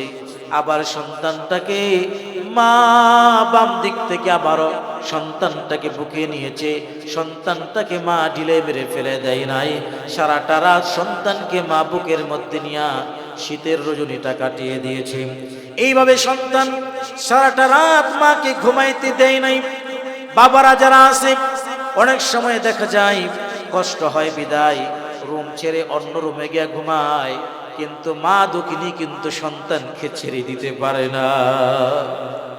সন্তান যখন অসুস্থ হয়ে যায়, মা রাতের গভীরে সন্তানটাকে নিয়ে, এখন তো ডাক্তার ঘরের সামনে অভাব নাই, কিন্তু আগের যুগের ডাক্তার পাওয়া যাওয়া বড় মুশকিল ছিল। রাতের গভীরে সন্তানটাকে বুকে নিয়ে আল্লাহর কাছে কান্না করে, রব্বুল আলামিন, আমার এই সন্তানটা অসুস্থ হয়ে গেছে, মার কলিজা ছটফট করতেছে, আল্লাহ তাআলা আমার সন্তানটাকে, আমার জীবনের বিনিময় হলো সন্তানটাকে সুস্থ করে দাও। কোন সন্তান যখন এই মাকে কষ্ট দেয়, কোন সন্তান যখন বাবাকে কষ্ট দেয়, তখন আল্লাহর আরশে আজিম পর্যন্ত কেঁপে ওঠে। প্রিয় ভাইরা আমার, ও 2500 যুবক ভাইরা, মাকে কষ্ট দিব না, বাবাকে কষ্ট দিব না। মাকে যদি কষ্ট দিই, বাবাকে যদি কষ্ট দিই, দুনিয়ার সমস্ত আমল আমার বরবাদ হয়ে যাবে। আমি যত বড় আল্লাহর ওলি হই না কেন, যত বড় আমি বুজুর্গ হই না কেন, যত বড় শাইখুল হাদিস হই না কেন, আমার মা যদি আমার প্রতি অসন্তুষ্ট হয়, মার জবান দিয়া যে আবার বের হয়, মার জবান দিয়া যে বস্তুটা বের হয়, সাথে সাথে ওই দোয়াটা আল্লাহর দরবারে কবুল হয়ে যায়। মুস্তাজাবুদ দাওয়া, 3 জন ব্যক্তির দোয়া আল্লাহর দরবারে সরাসরি কবুল হয়ে যায়। কয়জন? 1 নাম্বার হলো মুসাফির, মুসাফিরের দোয়া কবুল হয়ে যায়। 2 নাম্বার হলো মাজলুম, অত্যাচারিত নিপীড়িত ব্যক্তি, আল্লাহর দরবারে দোয়া করলে দোয়া কবুল হয়ে যায়। আর 3 নাম্বার হলো সন্তানের জন্য যদি মা বাবা দোয়া করে, সাথে সাথে রব্বুল আলামিনের কাছে দোয়া মঞ্জুর হয়ে যায়। সুবহানাল্লাহ পড়ে। প্রিয় ভাইয়েরা আমার, বন্ধুরা আমার, এই জন্য মার বদদোয়া নিব না, বাবার বদদোয়া নিব না। আমার ভাইয়েরা, হাদিস শরীফের ভিতরে এসেছে, সহিহ বুখারীর বর্ণনা, 3436 নম্বর হাদিসের বর্ণনা। মুসলিম শরীফের ভিতরেও 2550 নম্বর হাদিসের ভিতরে এসেছে। বিখ্যাত সাহাবী হযরতে আবু হুরায়রা রাদিয়াল্লাহু তাআলা আনহু থেকে হাদিসটি বর্ণিত। নবীজি বলেন, লাম ইয়াতাকাল্লাম ফিল মাহদি ইল্লা সালাসা, 3টা শিশু, দুগ্ধ শিশু মায়ের কোলে থেকে বড় মানুষের মতন কথা বলেছেন। সুবহানাল্লাহ বলে। 3টা দুধের শিশু মার কোল থেকে বড় মানুষের মতন কথা বলেছিলেন। ঈসা ইবনে মারইয়াম, 1 নাম্বার হলো হযরত ঈসা আলাইহিস সালাম, 2 নাম্বার হলো সাহিবু জুরাইজ। জুরাইজ হলো একজন আল্লাহর ওলি, খানকা বানাইয়া মানুষদেরকে দ্বীনের দাওয়াত দেয়, মানুষদেরকে নিয়ে ইবাদত করে, জিকির আজকার করে। ওয়াকানা জুরাইজ রাজুলান আবিদান, জুরাইজ একজন আল্লাহর খাস গোলাম ছিলেন, আবেদ ছিলেন। ফাত্তাখাদা সাওমাতান ফাকানা ফিহা ফাআতাতুহু উম্মুহু ওয়া হুয়া ইউসাল্লি। ওই ইবাদতখানার মধ্যে তিনি ইবাদত করতেছিলেন। ঠিক সেই মুহূর্তে হযরত জুরাইজ আল্লাহর ওলির মা চলে আসলো। ওয়া হুয়া ইউসাল্লি, তিনি নামাজে দণ্ডায়মান ছিলেন। ফাকালাত ইয়া জুরাইজ, ফাকালা উম্মি ওয়া সালাতি। মা যখন ডাকতেছে, জুরাইজ চিন্তা করে, হায় রে, একদিকে আমার মা ডাকতেছে, আরেকদিকে রব্বে কারীমের কদমে আমি সিজদারত আছি। এখন কি আমি সিজদা ছেড়ে দিয়া মার ডাকে সাড়া দিব, নাকি মার ডাকে সাড়া না দিয়ে আল্লাহর কদমে সিজদা করব? দ্বিধাদ্বন্দ্বে পড়ে গেলেন, সিদ্ধান্ত গ্রহণ করলেন আল্লাহর কদমে আমি সিজদা দিব। এরপরে এই দিন ঘটনা চলে গেল। ফাকবাল আলা সালাতিহি ফাকবাল আলা সালাতিহি ফানসরাফা সুম্মা তাতু ফাকালাত ইয়া জুরাইজ। আবার আরেকদিন আসলো, ডাক দিয়া বলে, ও জুরাইজ, আমার কলেজার টুকরা সন্তান, শোনো, তোমার মা এসেছে। ফাকালা উম্মি ওয়া সালাতি, তিনি বললেন আমার মা, আরেকদিকে আমি নামাজরত অবস্থায় আছি। ফাকবাল আলা সালাতি, তিনি নামাজের দিকে গুরুত্ব দিলেন। ফাকালাত, দেখেন, মা 3 দিন এসেছে, 3 দিন যখন মার ডাকে সাড়া দেয় নাই, মা যদি এই জবান দিয়া বদদোয়া এটাও কবুল হয়ে যায়, দোয়া দিলে এটাও কবুল হয়ে যায়। দেখেন জুরাইজ কিন্তু একজন আল্লাহর ওলি, তিনি কিন্তু ইবাদত করতেছেন, ভিন্ন কোনো পথে তিনি ছিলেন না, কিন্তু মা কষ্ট পাইছে, লগে লগে বদদোয়া দিয়ে দিয়েছে। কি বদদোয়া? ফাকালাত আল্লাহুম্মা লা তুমিতহু হাত্তা তুরিয়াহু উজুহুল মুমিসাত। আয় আল্লাহ, বেশ্যা নারী চেহারা না দেখাইয়া যেন আমার সন্তানের মৃত্যু না হয়। নাউজুবিল্লাহ পড়ে বদ্ধ হয়ে গেছে, কিন্তু আল্লাহর দরবারে বদ্ধ কবুল হয়ে গেছে। সুবহানাল্লাহ পড়ে। এবার জুরাইজের বিরুদ্ধে অপবাদ রটায়া দিল। জুরাইজ একটা মেয়ের সাথে জিনা করেছে, ফসল হিসেবে একটা বাচ্চা হয়েছে। এই বাচ্চাটা নিয়ে বাদশার দরবারে গেছে। এই যে দেখতেছেন খানকার ভিতরে জিকির করে আল্লাহর ওলি, ওই আল্লাহর ওলি এই অঘটন ঘটাইছে। আর এখন তো যদি কোনো আলেমের বিরুদ্ধে, কোনো হুজুরের বিরুদ্ধে যদি একটু সাধারণ কিছু শুনতে পাই, এরপর এটাকে তিল থেকে তাল বানাইয়া সমস্ত চাষ টলগুলো তারা ক্যাম্বাসার শুরু করে দেয়। ঠিক না বেঠিক বলেন? আমার ভাইয়েরা, একটু পাইছে, এবার বাদশাহ এসে তার খানকে ঘুরাইয়া দিল, ভেঙ্গে চুরমার করে দিল। বাদশার খানকা, বাদশাহ যখন খানকাকে ভেঙ্গে দিল, এবার জুরাইজ বলে, আমার অপরাধটা কি তো আমি বুঝলাম না। অপরাধ জানেন না? বলছে না, আমার অপরাধটা কি এটা তো আপনি জানাবেন, এরপরে আর আমাকে যা করার আপনি করেন। পরে আরেকজন বলতেছে, আপনার অপরাধ হলো ওই যে সন্তানটা দেখা যায় ওই নারীর কোলে, আপনি নাকি ওই নারীর সাথে ব্যভিচার করেছেন, ফসল হিসেবে সন্তানটা হয়েছে। বলে তাই নাকি? আচ্ছা, তাহলে সন্তানটাকে আমার দিকে আনো, সন্তানটাকে আমার কাছে আনো, সন্তানটাকে ডাকো।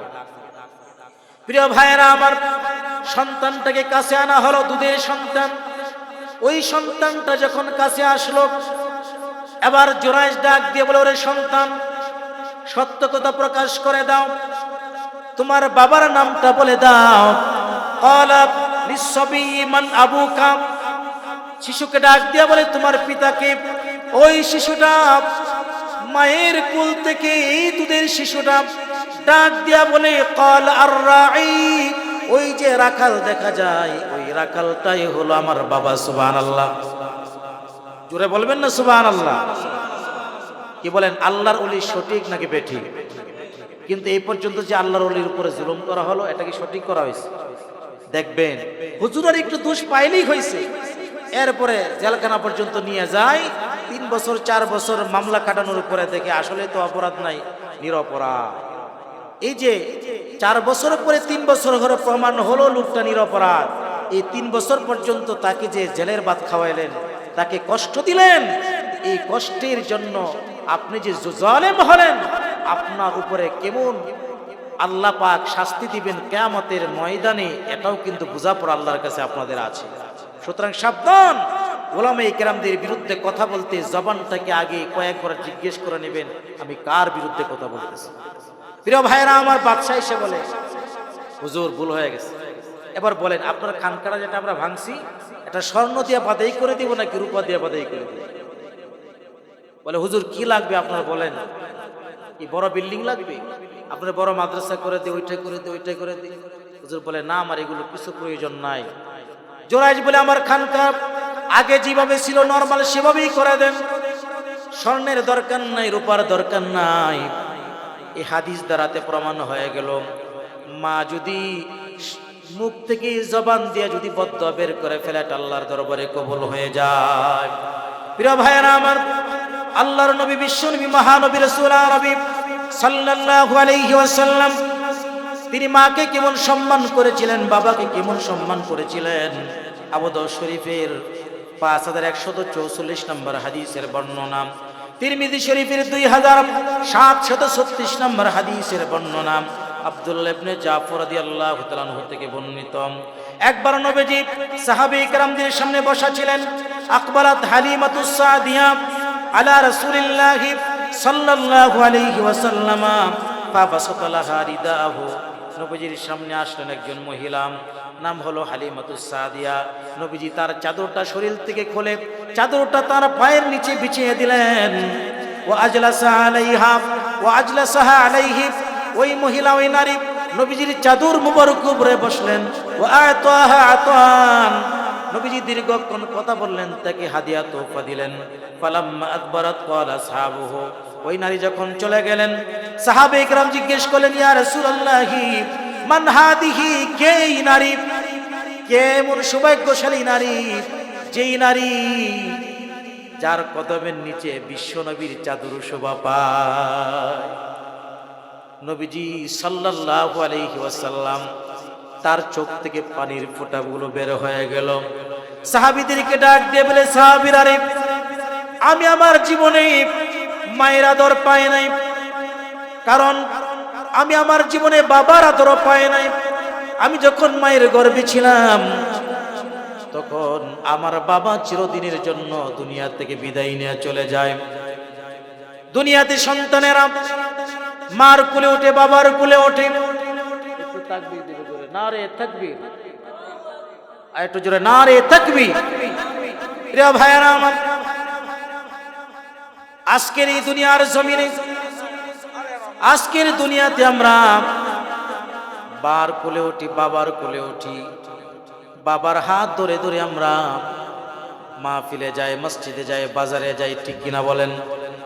কিন্তু আল্লাহর পয়গম্বর বিশ্বনবী জীবনে কোনোদিন বাবার কোলে উঠতে পারে নাই। নবীজি জীবনে কোনোদিন মার কোলে উঠতে পারে নাই। জীবনে নবীজি কোনোদিন মার কোলে উঠলো কিছুদিন মাত্র, মা বেশি দিন দুধও পান করাইতে পারে নাই।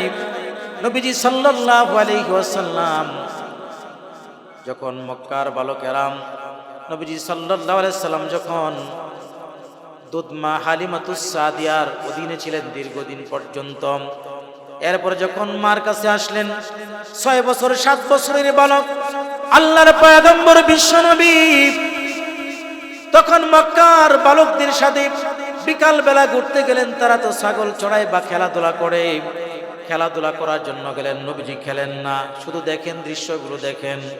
সন্ধ্যা যখন হয়ে গেল, বালকদের বাবার আসলো, সন্তানগুলোকে কোলে নিল, বাড়িতে চলে গেল। এতিম মুহাম্মদ বসে বসে কান্না করতেছে।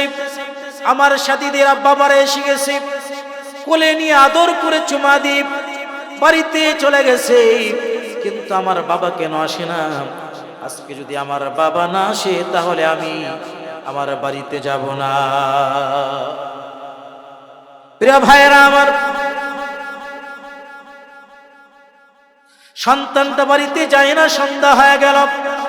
মা আমিনা বড় টেনশনে পড়ে গেলেন, মা আমিনা বড় পেরেশান হয়ে গেলেন। এখনো পর্যন্ত সন্তানটা আসে নাই। দৌড় শুরু করলেন। রাস্তায় যাকে পায় তাকে জিজ্ঞেস করে, তোমরা কি আমার মুহাম্মদকে দেখেছো নাকি? একজন বলে, মুহাম্মদকে চিনি না, তবে একটা সন্তান বাবা বাবা বলে কান্না করতেছে, গিয়া দেখো। হালিমাতুস হযরতে আমা আমিনা সেখানে গেলেন। মা আমিনা গিয়া দেখে সন্তানটা বাবা বাবা বলে কান্না করে। সন্তানটাকে কোলে জড়ায় নিলেন, ডাক দিয়ে বলেন, ব্যাপার কি বাবা, কি তোমার দুঃখ, কি কষ্ট তোমার মনে, আমাকে বলো। বলে, মক্কার সন্তানেরা আমার সাথী সঙ্গীরা বাবার কোলে উঠে বাড়িতে চলে গেছে, কিন্তু আমার বাবা কেন আসে না, আমার বাবা কেন আমাকে কোলে নেই না? আজকে যদি আমার বাবা না আসে আমি বাড়িতে যাব না।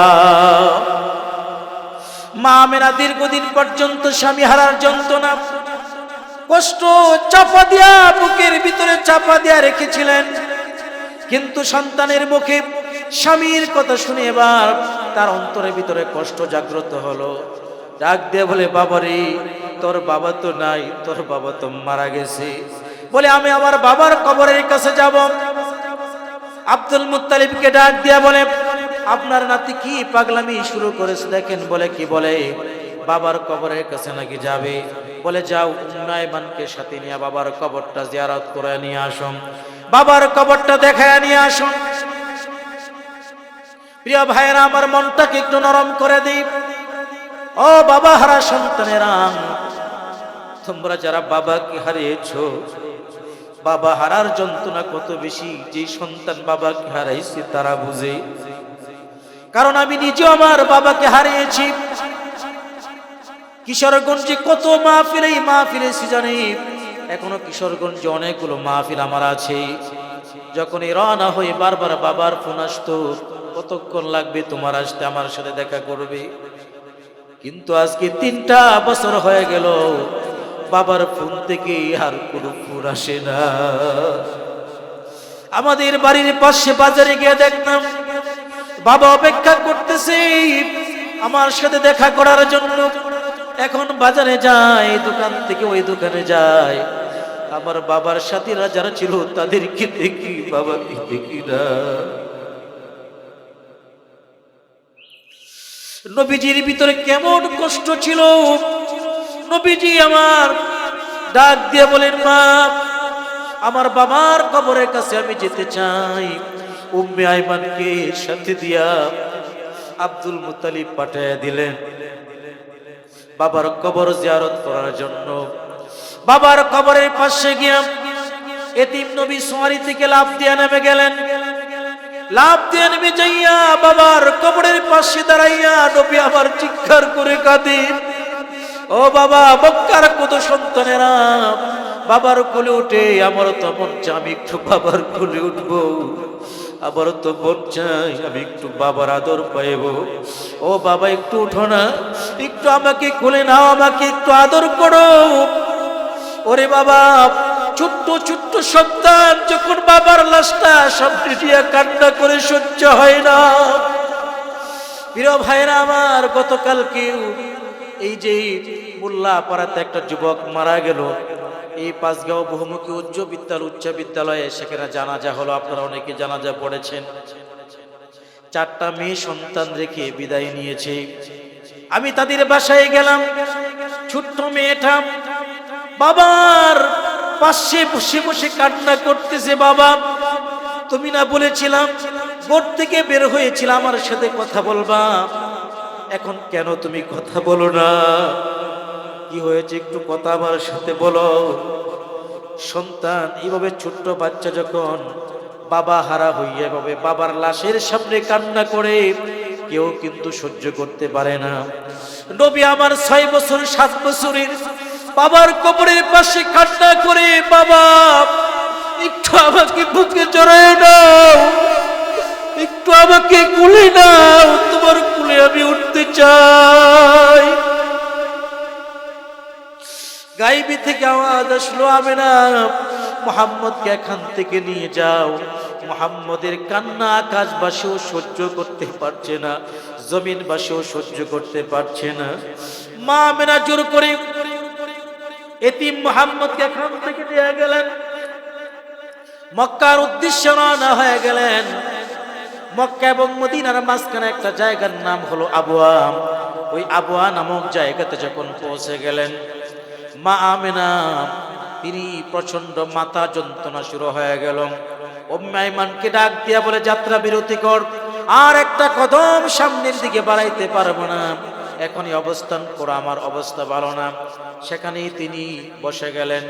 ডাক দিয়ে উম্মে আইমানের হাতটা ধরে ডাক দিয়ে বলে, উম্মে আইমান রে, মুহাম্মদের কপালটা বড় খারাপ, জীবনে কোনোদিন বাবার কোলে উঠতে পারে নাই।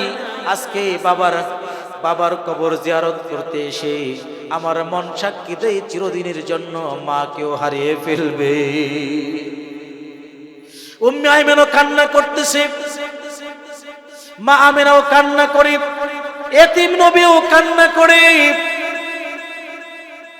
এতিম নবী ডাক দিয়া বলে, মা আমার কি বলতেছেন আপনি? আমাকে রেখে কোথায় চলে যাবেন?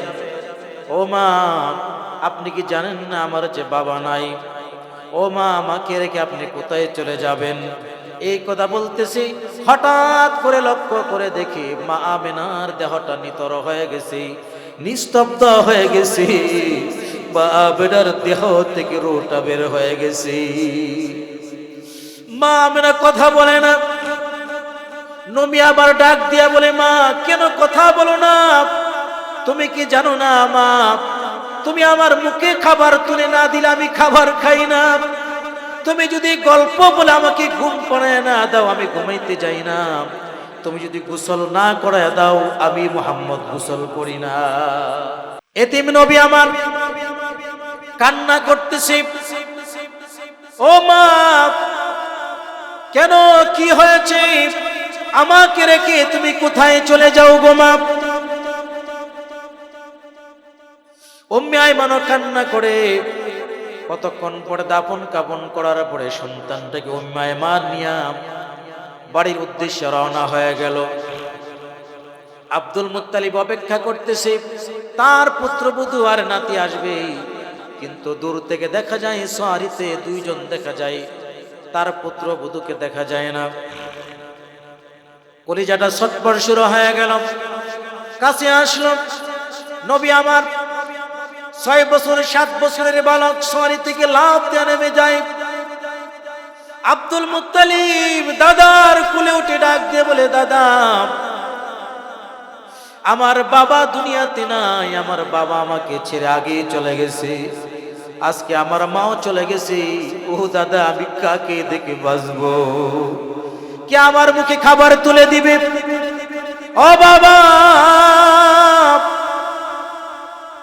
তুমিও আমাকে রেখে আগে চলে গেলাম, মা তুমি আমাকে রেখে চলে গেলাম। ও দাদা, আমার মুখে কে খাবার তুলে দিবে? ও দাদা, কে আমাকে গল্প বলে ঘুম পাড়াইয়া দিবে? ও দাদা, কে আমাকে গোসল করাইয়া দিবে?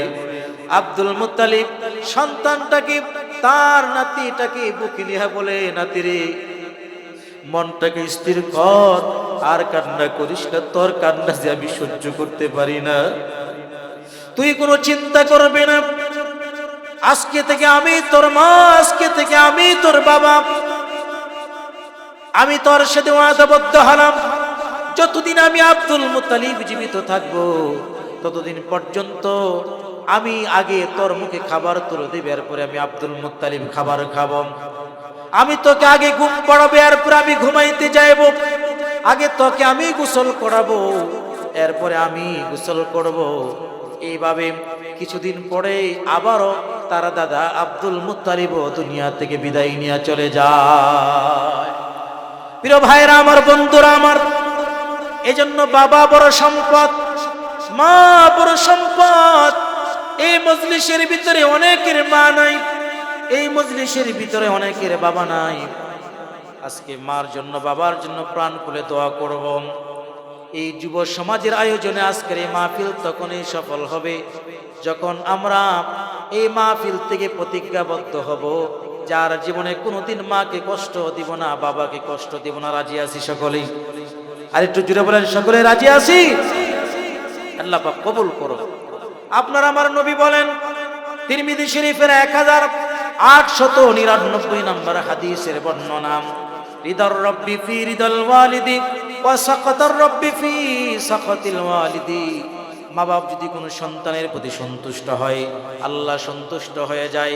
আর মা বাপ যদি কোনো সন্তানের প্রতি অসন্তুষ্ট হয়ে যায়, তাহলে আল্লাহ পাক রব্বুল আলামিন তার প্রতি অসন্তুষ্ট হয়ে যায়।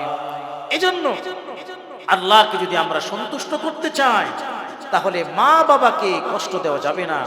মার কথা শুনতে হবে, বাবার কথা শুনতে হবে।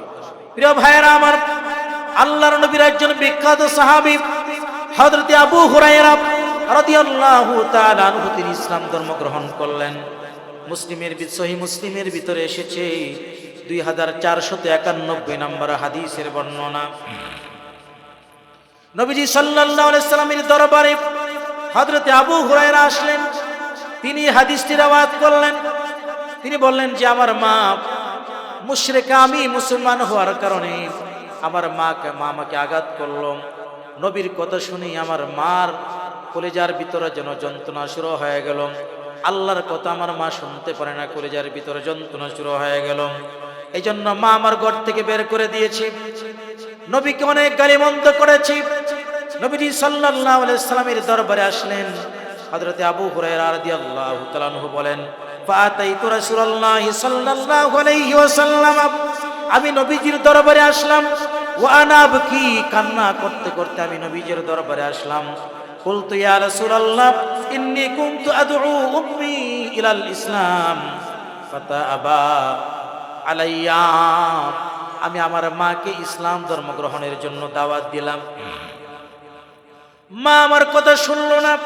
মা বরং গালি বন্ধ করে আমাকে ঘর থেকে বের করে দিল। নবীজি ডাক দিয়া বলেন, তোমার মা তোমাকে মেরেছে, আমি নবীর কিছুই করার নাই, বিচার করার কোনো ক্ষমতা নাই। চিন্তা করেন, মা মুশরিকা আর নবী বলছেন তোমার মা তোমাকে মেরেছে, আমি নবীর বিচার করার কোনো ক্ষমতা নাই। অথচ তদানীন্তন আমলের আল্লাহর নবী ছিলেন সুপ্রিম পাওয়ার। তিনি ছিলেন পৃথিবীর সবচেয়ে বড় শাসক। পুরা পৃথিবী যিনি শাসন করেছেন। আল্লাহর পয়গম্বর বিশ্বনবী রাসূল করিম সাল্লাল্লাহু আলাইহি ওয়াসাল্লামের দরবারে আবু হুরায়রা রাদিয়াল্লাহু তাআলা আনহু আগমন করে বললেন, হে নবী, আমি আমার মার জন্য নালিশ করার জন্য আসি নাই, তবে কেন এসেছ?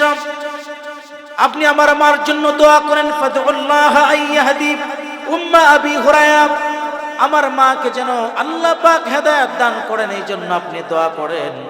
ফাকাল রাসূলুল্লাহ সাল্লাল্লাহু আলাইহি সাল্লাম, নবীজি দোয়া করলেন, আল্লাহুম্মা হাদি উম্মি আবি হুরায়রা, হে আল্লাহ আবু হুরায়রার মাকে আপনি হেদায়েত দান করেন, আবু হুরায়রার মাকে আপনি হেদায়েত দান করেন। নবী আমার দোয়া করতেছে, আমি ঘর থেকে বের হয়ে দৌড় দিলাম। ফাখরাজতু মুস্তাবশিরান, আমি আনন্দ চিত্রে খুশি হয়ে আমি আমার বাড়ির দিকে দৌড় দিলাম।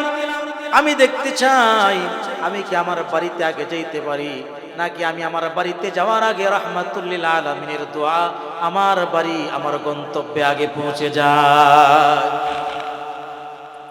আমি যখন বাড়িতে চলে গেলাম, আমার দরজার কিনারায় বসলাম। আমি যখন দরজার কিনারায় থামলাম, দরজায় নক করলাম, ফাসামি'তু উম্মি খাশখাশাতা কদামি, আমি ভিতর থেকে আমার মার কদমের আওয়াজ আমি শুনতে পাইলাম। মা আমাকে বলতেছে, ফাকালাত মাকানাকা ইয়া আবা হুরায়রা, ওগো আমার কলিজার টুকরা সন্তান আবু হুরায়রা, তুমি একটু অপেক্ষা করো, আমি আসতেছি।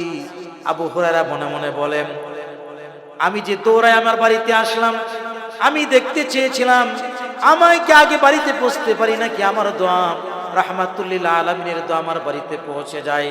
আমি আমার মার কণ্ঠ থেকে কুফরিয়াতের শিরকের কোনো গন্ধ পাই নাই, বরং আমি আমার মার কণ্ঠ থেকে তাওহীদের সুঘ্রাণ পেয়েছি। সুবহানাল্লাহ। আমার বুঝতে বাকি নাই, আমি আমার বাড়িতে আসার আগে আগে রাহমাতুল লিল আলামিনের দোয়া আমার বাড়ি পর্যন্ত পৌঁছে গিয়েছে। মা আমার দরজাটা খুলল। বুড়া মহিলা, লক্ষ্য করে দেখলাম টপ টপ করে পানির ফোঁটাগুলো চুল বেয়ে বেয়ে পড়তেছে। মা আমার ডাক দিয়ে বলে, সন্তান রে, আমি তোর সাথে অনেক রূঢ় আচরণ করলাম, খারাপ আচরণ করেছি, তোকে অনেক কষ্ট দিয়েছি, মারধর আমি করেছি, এরপরে একটা বাড়ির জন্য তুমি আমার সাথে বেয়াদবিমূলক কোনো আচরণ করো নাই। আমি বুঝতে পেরেছি তুমি এমন কোন দরবারে যাও নাই, এমন কোন কদমে তুমি তোমার মাতাকে শিরকে রাখো নাই, যেখানে যাওয়ার পরে আমাকে ভুলে যাইবা বা আমার উপরে আমার কথার উপরে তুমি কথা বলবা। আমি বুঝতে পেরেছি যে লোকটার কাছে গিয়েছো, এই লোকটা পৃথিবীর ভিতরে শ্রেষ্ঠ পুরুষ, এই পৃথিবীর ভিতরে এই লোকের চাইতে আর ভালো লোক হতে পারে না। সুতরাং আমাকে ওই লোকের কাছে নিয়ে যাও। আর যখন নবীর দরবারে হযরতে আবু হুরায়রার মা যখন নবীর দরবারে চলে গেলেন, ওয়াকালাত আশহাদু আল্লা ইলাহা ইল্লাল্লাহ ওয়া আশহাদু আন্না মুহাম্মাদান আবদুহু ওয়া রাসূলুহু।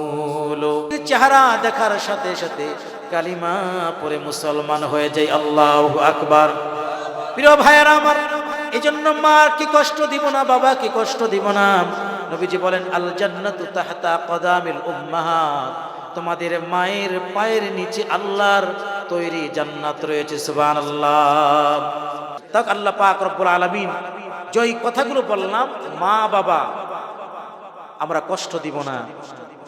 মা বাবা যদি কষ্ট পায় দুনিয়াও শেষ, পরকালও শেষ। মা বাপ যদি হাত তুলে দোয়া করে দুনিয়া এবং পরকালে উভয় জগতেই কামিয়াবি দান করবেন কে? আমার আলোচনা আপনারা শুনতে পারবেন, যেহেতু খোদাইবাড়ি মসজিদে আছি, আপনারা শুনতে পারবেন। আল্লাহ পাক রব্বুল আলামিন আপনাদের হায়াতে বরকত দান করুন। আমাদের সকলকে আল্লাহ পাক একই সাথে জান্নাতে বসবাস করার তৌফিক দান করুন। আমরা সকলে পড়ছি আমিন। সর্বশেষ আমার ত্রুটিযুক্ত বক্তৃতার ক্ষমা চেয়ে আমার জন্য দোয়া আছে, আপনাদের জন্য দোয়া করে আমার এবং আপনাদের জীবনের সর্বাঙ্গীন কল্যাণ কামনা করে আজকের মতন এখানেই বিদায়। আসসালামু আলাইকুম ওয়া রাহমাতুল্লাহি ওয়া বারাকাতুহু।